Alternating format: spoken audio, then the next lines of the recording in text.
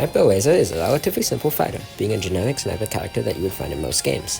However, there are some nuances and special little techs that you can do with him that, to be honest, I haven't really found many videos going over.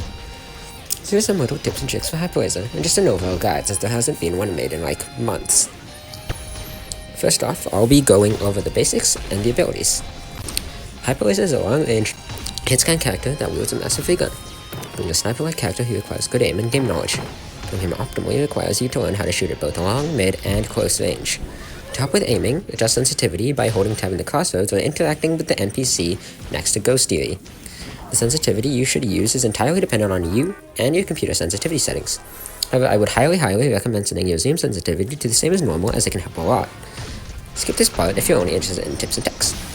Now, there is a passive, but it is mostly explained by his primary, so I'm not going to go over it. His primary, Hyperlaser. Hyperlaser charges up his gun before promptly shooting a laser beam, with a large range and a short windup.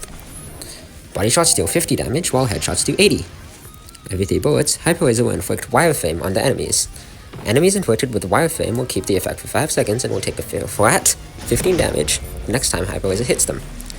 He will also gain 25% slowness for 0.75 seconds after the wireframe damage is activated.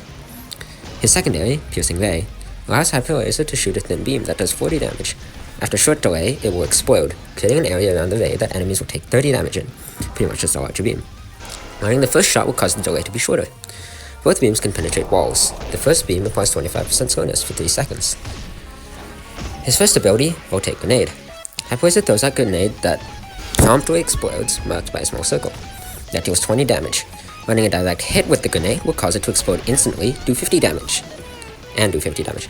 Both direct and non-direct will inflict wireframe and 20% slowness for 1.75 seconds to the enemies. If any of your allies, including you, are in the AoE, they will be granted 50% haste for 2 seconds. His second ability, Evasive Maneuver, allows Hyperlaser to slide in the direction he is looking in. Jumping while sliding will cancel the slide and cause you to jump a lot higher than usual. Holding as opposed to tapping the ability will instead do 15 damage in a smaller radius and grants 40% haste for 3 seconds. Both tapping and holding will give you an instant reload, and your next shot will have no windup. His last ability, which is his finisher, is Eviscerating Ray. After a relatively short windup compared to other fighters, Hyperlaser will grant himself an instant kill bullet. It has a longer charge up compared to his primary, keeps you in place, and has a presumably smaller hitbox. If you miss the shot, nothing happens. If you land the shot, Hyperlaser will grant himself another instant kill bullet up to a total of 3 instant kills. After a set amount of time, the finisher will expire by itself if you don't use it up. Now with the base get out of the way, it's time for tips and tricks. Against Skateboard, Hyperlaser has an array of options to deal with him. The first shot of his secondary, his grenade, activating wireframe, and his hold slide will disport Skate if they do manage to connect. If you see damage numbers / healing numbers through a wall, and one of your teammates' outline is not behind said wall, aim at the number and use his secondary to get 70 damage.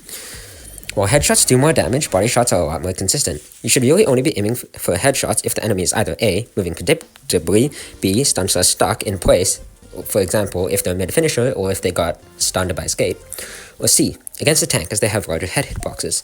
This goes for the finisher too.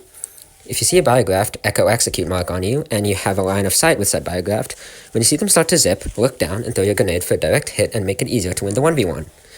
To Hyperlaser's windup, it is recommended to use the tracking playstyle, where you keep your cursor on the enemy, as opposed to just flicking. If the one you are tracking suddenly goes out of sight, try to flick your shot to hit another enemy, or use flicking as your primary aiming strategy, but personally I wouldn't really recommend it. It is recommended to use Eviscerating Ray on people in the middle of their finishers in order to both get an easy shot off and shut down their finisher.